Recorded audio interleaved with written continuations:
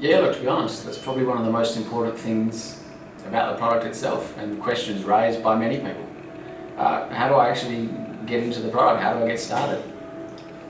Disaster recovery and the projects around disaster recovery typically are enormous projects. They're months or years long in the planning phases and implementation phases, and can be really scary to get into. So it's quite obvious that there is going to be some skepticism or some doubt when we start talking about this product and how simple it is to set up. But it really is simple, and it really is easy to set up. Since the product has no setup fees, no implementation costs, no project costs, no contracts, it's something that you don't need to use that big bang approach like with a traditional disaster recovery product. It's something that you can try with one VM or two VMs, and I would actually recommend starting with one or two VMs and finding out if it is actually something that lives up to the hype.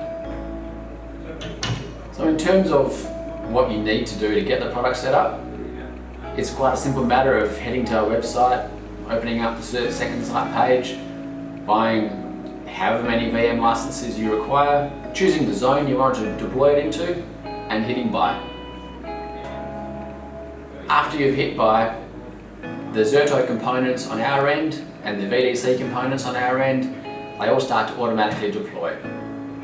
You are then directed to our network information screen from within the SecondSite product itself, and we need a little bit of information about what subnets we need to use for your environment, and some information about your VPN termination point, so that when we're deploying our NSX Edge and setting up our IPsec VPN, that it is a seamless task and isn't something that we need to contact you about at all. So in terms of next steps, you've got the product installed, you need to set up your sides of your components, and that's a simple matter of following the bouncing ball through the steps on our website and getting up your side of it in the environment.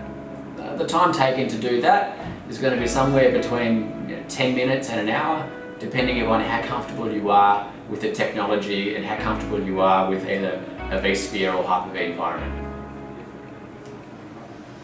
So with a product that's so simple to set up and is so easy to show, it's something that we'd like you to start off with a couple of VMs and then begin to show the other stakeholders within the business actually how it works and how awesome the tool actually is. Only then, after you've been able to prove to your stakeholders within your business how cool the product is and how well it actually works, is when we want your entire fleet. We only want it after we've proved the environment to you, and then you're able to actually, hand on heart, say, this product works better than what we're currently doing, and then we can move forth.